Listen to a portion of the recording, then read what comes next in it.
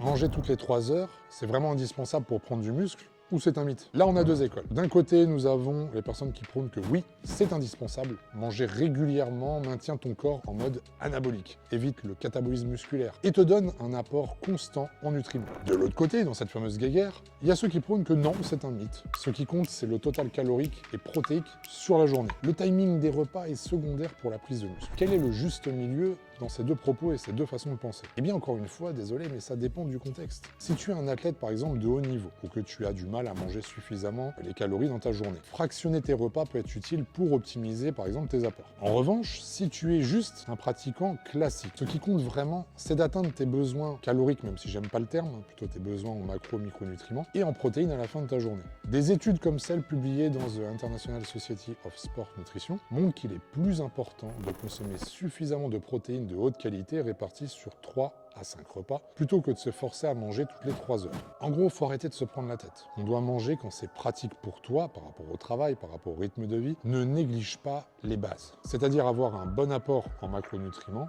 et un timing global. Encore une fois, selon mon expérience, j'ai tout essayé d'optimiser, que ce soit auprès de moi et de mes élèves. Étant anciennement bodybuilder de plus de 130 kg, effectivement, je mangeais toutes les 2h30, 3 heures, des quantités absolument astronomiques de nourriture. Glucides, lipides, protéines. Je n'avais même pas fini ma digestion ou l'assimilation, mon repas était encore dans l'estomac que je devais enquiller sur le repas suivant. Est-ce que c'est une bonne chose? Je ne pense pas. Ou du moins, pas pour ceux qui ne font pas de compétition. En revanche, pour les personnes qui justement ne font pas de compétition, limiter sa prise de repas entre 3 et 5 prises par jour, ça permet d'éviter de grosses contraintes justement sur l'organisation, par rapport également au côté professionnel. Et je pense que ça va vraiment vous aider sur le long terme à tenir la cadence, puisque votre objectif de toute façon n'est pas le haut niveau. Donc encore une fois, tout est question d'adhérence à ce que vous faites. Et toi d'ailleurs, tu t'es déjà demandé si